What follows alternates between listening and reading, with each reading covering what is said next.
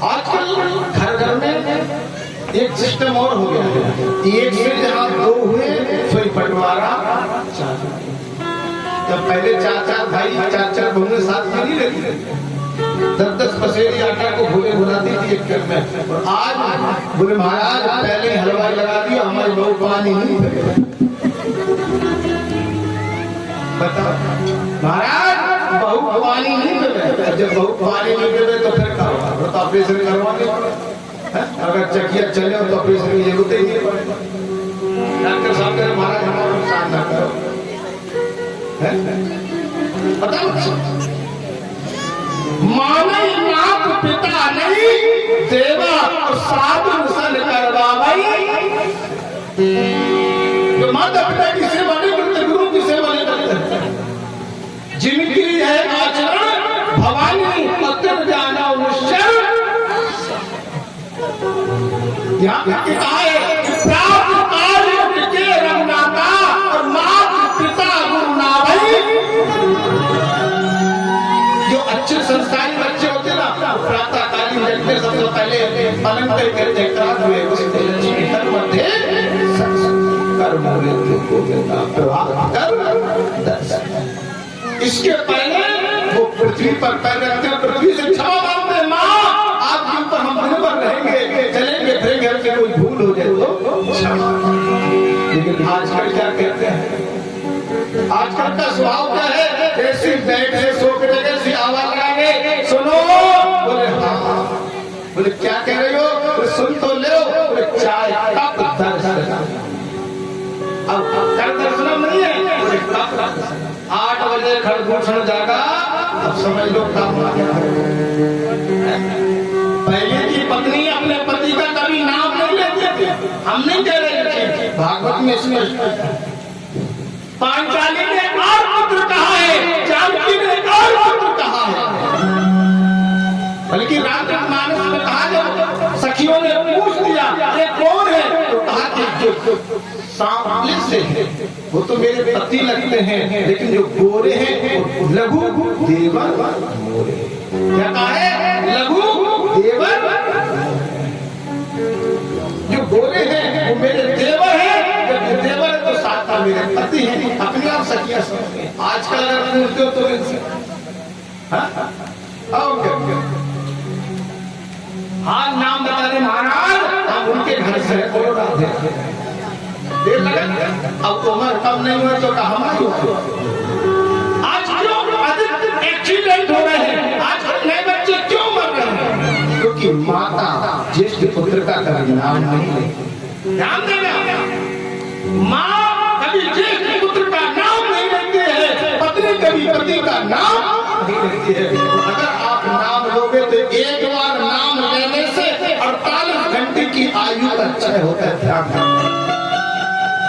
मैं प्रमाण से बोल रहा हूँ, आप भृगु संहिता उठा के देख लेना।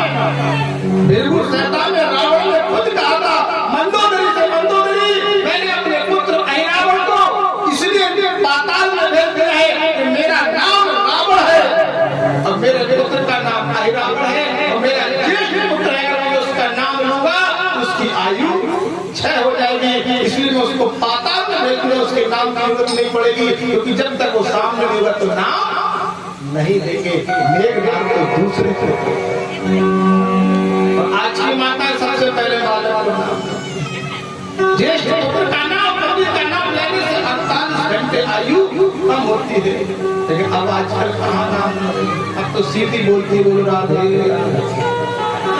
बेटा। वह कहती महाराज जब हमारा नाम ले सकत तो हमें क्या होगा? अब तो इंग्लिश जमाना सही रहा, इंग्लिश जमाना अभी तो 60 पार नहीं हो पा रहे हैं, तो 100 की आशा खाए आप देखो कि घर में तो 90 साल का दादा जिंदा हो और 20 साल का बालक में भाई को 1 साल ना हो, गोविंदा हो जाए। यही तो है कलियुग। जिनके यह आचरण, जिनके आचरण होते हैं वो राक्षसों की गिनती में गिने जाते हैं। आज देखा प्रभु ने दशरथ जी आज चिंतित हो रहे हैं, बड़े मन में भाव है, बड़े विचार है, कह रहे हैं। आज इनका चौथा पद आ गया है। कौन सा पद है? चौथा पद है। एक दिन इन्होंने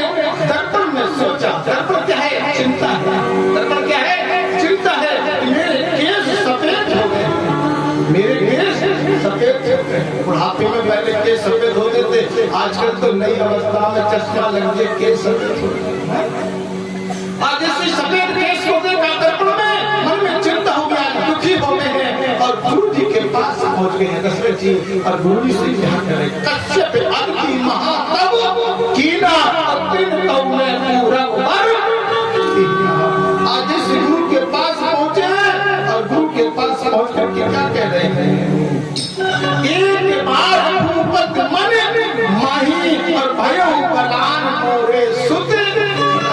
इस हिम्मत में बलानी हुई चिंता हुई और गुरु के पास पहुंच जाते हैं। और इस गुरु के पास पहुंचे और क्या कहे? गुरुदेव मेरे मन में चिंता है, क्या चिंता है? आज बता रहे हैं कि स्वामी कर चुका विभायनी।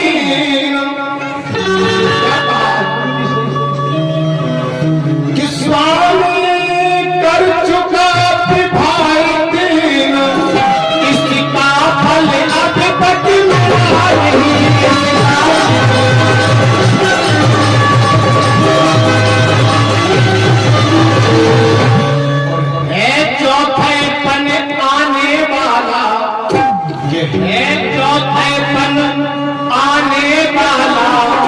कमल अभी तक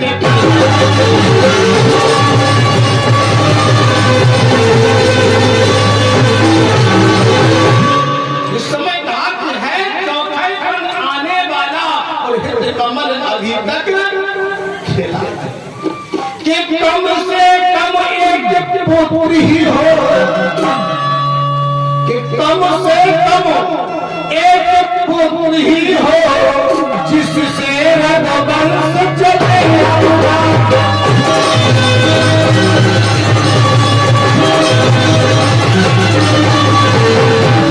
और पूर्वजों को भी तर्पण पहुंचे, पूर्वजों को भी तर्पण पहुंचे, मेरे कुल का नाम चले।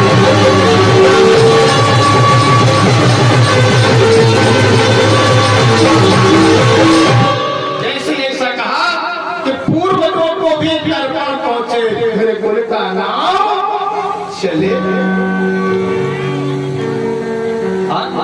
है चौथे पल आने वाला, कमल अभी तक खिला। गुरुदेव ने क्या कहा? अरे दशरथ जी तुम चिंतित क्यों हो रहे हो? एक पुत्र की बात करते हो, तुम्हारी किस्मत में तो चार, एक नहीं चार पुत्र लगे। दशरथ जी कह रहे आप मुझसे मजाक कर रहे हो। गुरुदेव कह रहे तुम मेरे शिष्य, हम तुम्हारे गुरु, गुरु शिष्य से कभी मजाक नहीं करता, सत्य बोलता है। बोले नहीं गुरुदेव आप क्या करें, मेरा तो चौथा पुत्र है, अभी तक कोई राजघाट चलाने वाला नहीं हुआ। वो तो नपुंसकती मुझे चिंता सता रही है। बोले घबराओ नहीं, समय घबराओ नहीं, निज तुत सुख सब गुरई सुनाऊ और कहीं वशिष्ठ बहुविधि। बोले सुनो ध्यान रखो। बोले क्या? एक नहीं, बोले तो समय तक। बोले जाओ और जाकर के तुम यज्ञ की तैयारियां करो, तुम्हारे एक नहीं चार चार पुत्र होंगे। हम तुम्हारे दामाद श्रृंगी ऋषि को लेकर के आ रहे हैं। किसको लेकर के आ रहे हैं? कि धीरे हो सोच चारे, भुवन दे भगत भय।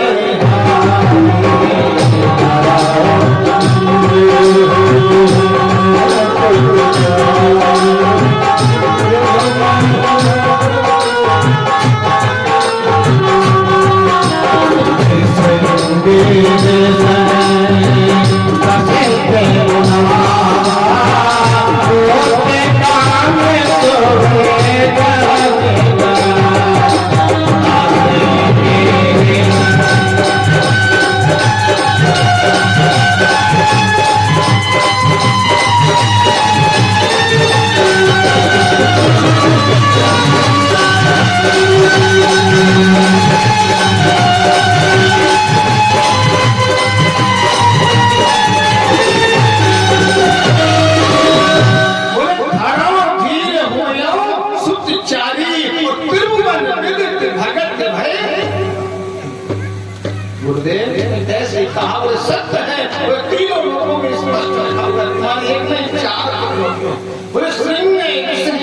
वशिष्ठ बुलावा और पुत्र काम सुन जग करावा, पुत्र काम सुन जग।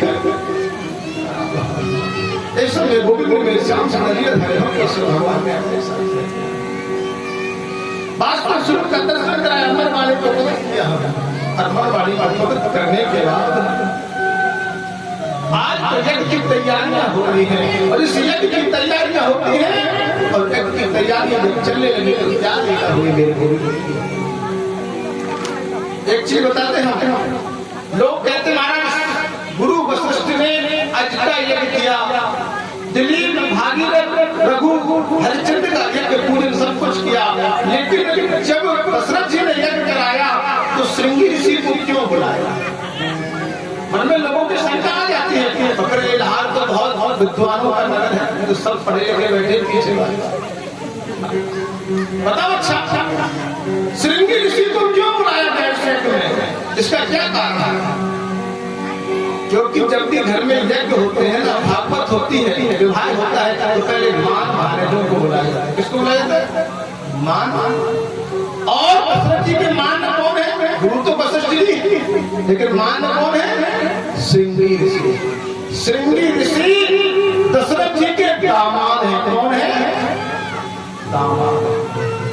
अब आप सोचे होंगे महाराज दशरथ जी की जब कोई संतान नहीं हुई तो इनके दामाद पहले कैसे आ गया?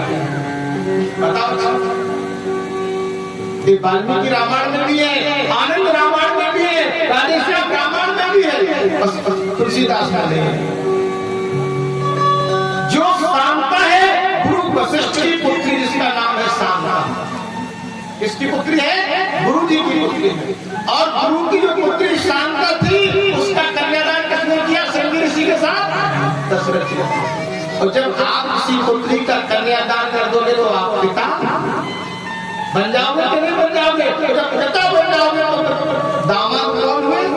श्रृंगी ऋषि हुए। तो श्रृंगी ऋषि वशिष्ठ बुलावा। गुरु जी बोले जब दामाद अपने हाथ यज्ञ करेगा तो फिर अपने आप पुत्रों की उत्पत्ति हो जाएगी, नारायण स्वयं आएगा। श्रृंगी ऋषि आज दशरथ जी बैठे, और दशरथ जी जब यज्ञ कर रहे थे कोई रानी साथ में नहीं थी। पहले जब यज्ञ भागवत होती थी तो अकेले होते थे। परीक्षित जी जब यज्ञ में बैठे, भागवत में बैठे तो अकेले बैठे थे।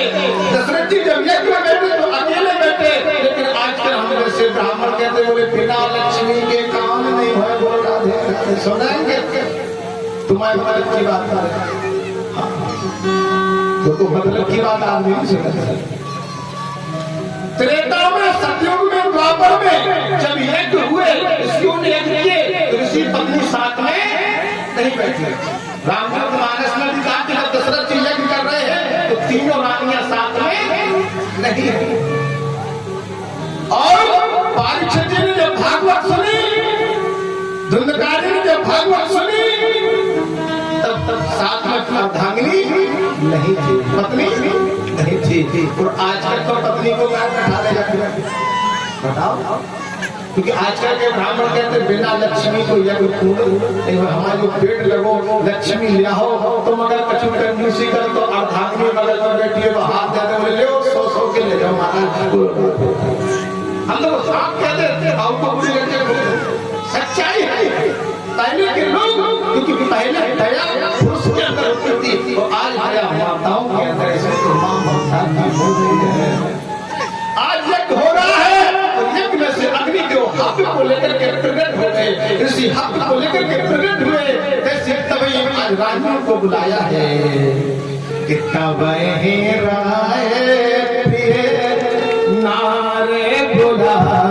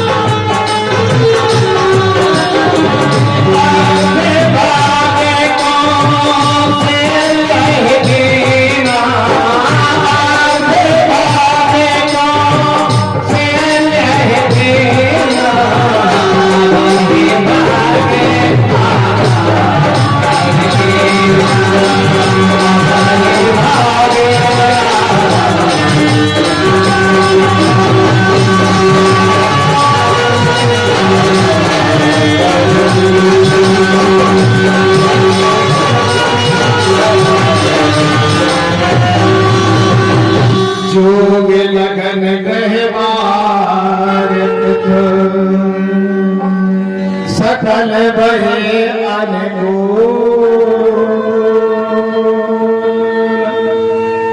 चलो करो हर्ष जग